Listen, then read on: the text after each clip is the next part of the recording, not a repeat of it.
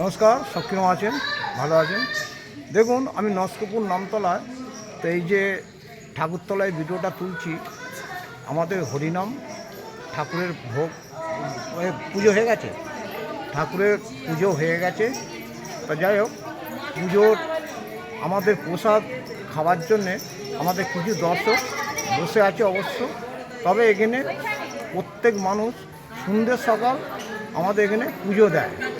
কিন্তু প্রত্যেক মানুষকে বলি, এই নস্কপুর হরিনামতলা, এই যে আমাদের নামতলা ঠাকুর, ঠিক আছে, এই মহাপ্রভুকে সব মানুষই আমাদের সকাল সন্ধ্যে পুজো দেয়।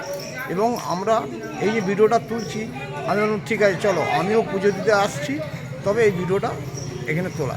তবে এখানে সব মানুষই আছে, তবে কিছু প্রসাদ গ্রহণ করার জন্যে এবং আমরা দিন দেখাবো, তা সেই জন্য এই ভিডিওটা আমি বানাচ্ছি।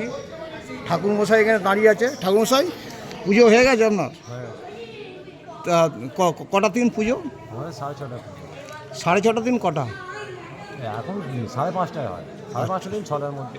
আচ্ছা, তো 5:30 থেকে 6টা পর্যন্ত পুজো হয়। ভোরবেলা আরতি হয়। ভোরবেলা এখানে ভোরবেলা কটার থেকে? 6টা থেকে। এদিকে আসো, এদিকে তো আলোটা পাওয়া যাচ্ছে। 7টার মধ্যে হয়। 6টা থেকে 7টার মধ্যে ভোরবেলা আরতি হয়, ভোরবেলা পুজো হয়। প্রচুর দর্শকও আসে সকালবেলা। 6টা থেকে 7টার মধ্যে আমাদের পুজো কমপ্লিট হয় এবং আরতি ফারতি সবই হয়, পুজো হয়, সব হয়। সন্ধ্যেবেলা হালকা সেবা পুজো হয়, ব্যাস আর কিছু। এখানে সকাল সন্ধ্যেই পুজো হয়।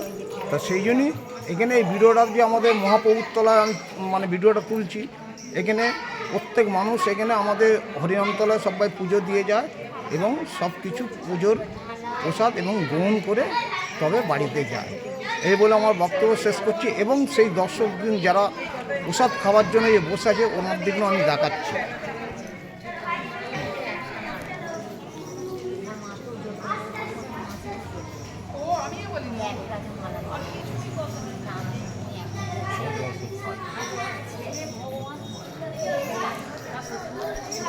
দেখলেন সবাই বসে আছে, তো সেই জন্য এই ভিডিওটা তুললাম।